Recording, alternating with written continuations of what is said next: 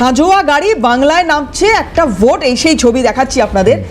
মানে লাইন দিয়ে সারি সারি সাজোয়া গাড়ি লাইন দিয়ে রয়েছে, তারা অপেক্ষা কিসের জন্য করছে না ভোট যাতে শান্তিপূর্ণ হয়, একদম সেই অ্যারেঞ্জমেন্ট করার কথা। অ্যারেঞ্জমেন্ট করছে, তার সঙ্গে তাহলে এই অ্যারেঞ্জমেন্ট করার পরে তারপরে একজন ব্যক্তিকে পায়ের ওপর পা তুলে এই ধরনের ডায়লগ দিতে হচ্ছে কি উদ্দেশ্যে? তার মানে এগুলো যথেষ্ট নয়? তার মানে একজনকে এনকাউন্টার স্পেশালিস্ট বলে গুলি চালাবে, গুলি করে মারবে, এই ধরনের একজন লোককে দিয়ে স্টেটমেন্ট দিতে হচ্ছে? এটা কি ইলেকশন কমিশনের নিরাপত্তার একটা পদ্ধতি? ওফেলিয়াদিকে জিজ্ঞেস করি, দিদি এই সাজোয়া গাড়ির প্রয়োজন আছে নাকি, কি মনে হয় আপনাদের? বিগত 15 বছরে যে ভোটগুলো এখানে হয়েছে, রক্তপাতবিহীন, খুন, নিহত এইগুলো ছাড়া হয়নি, বোম, এই তো আমরা সেখানে যেটা দেখেছি প্রথম দফার নির্বাচন মূলত ঐতিহাসিকভাবে বলা যায় শান্তিপূর্ণ ইতিহাস কিন্তু গড়ে দিয়েছে নির্বাচন কমিশন।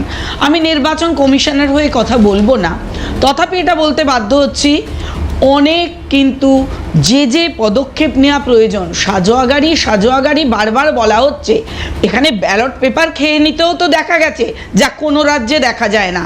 এখানে জলে ঝাঁপিয়ে পড়তে দেখা গেছে ব্যালট বক্স নিয়ে, এখানে ইভিএম চুরি করে নিয়ে যেতে দেখা যাচ্ছে, ইভিএম নিয়ে তৃণমূলের লোকেরা গাড়িতে করে ঘুরছে, আমাদের প্রার্থী তাকে ধরছেন, এর মধ্যেও এইসব চলছে।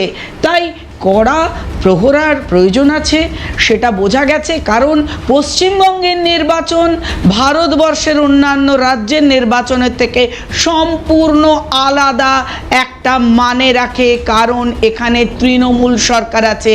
যদিও সর্বভারতীয় দল নামে পরিচিত তৃণমূল সরকার, কিন্তু সেটা আঞ্চলিক দল। কদিন পরে মমতা বন্দ্যোপাধ্যায় নিজেই বলছেন যে তৃণমূল রেহেঙ্গে তো ফির মিলেঙ্গে, কারণ উনিও জানেন যে তিনি যেই একেবারে পরাজিত হবেন, সঙ্গে সঙ্গে তৃণমূল দলটার অস্তিত্ব থাকবে না, এবং সেই কারণে তিনি বলে দিয়েছেন তৃণমূল দল থাকলে তবে আবার দেখা হবে, আদারওয়াইজ দেখা হবে না। উনি জেনে গেছেন, উনি ভয় পেয়েছেন, ওনার দলের কর্মীরা ভয় পেয়েছে বলেই যতই যে আসুক না কেন তাতে আমাদের আমরা যদি ভোট লুট না করি, পরের বিষয় তৃণমূল ভয় পেয়েছে, আমি আসবো সেখানে। হ্যাঁ, কিন্তু আমরা যদি ভোট লুট না গাড়ি দিয়ে নির্বাচন, এইটার কি প্রয়োজন বলে আপনারা মনে করেন? আমি তো বলছি আমাদের প্রয়োজনের কি আছে, এটা তো ইলেকশন কমিশন মনে করেছে। কিভাবে দেখছেন? আচ্ছা ছেড়ে দিন, ওই উদ্যোগটা কিভাবে দেখছেন? এই রকম সাজোয়া গাড়ি বাংলার এই 294টা কেন্দ্রে নির্বাচনের জন্য প্রয়োজন বলে আপনারা মনে করছেন? যদি রক্তপাতবিহীন হয় সাজোয়া গাড়ি দিয়ে, তাতে অসুবিধে কোথায় আছে ম্যাডাম? সাজোয়া গাড়ি কি রক্তপাত রোধ করে? কি রোধ করবে না করবে জানি না, মানুষ একটা দেখলে অন্তত সাজো রব বুঝবে।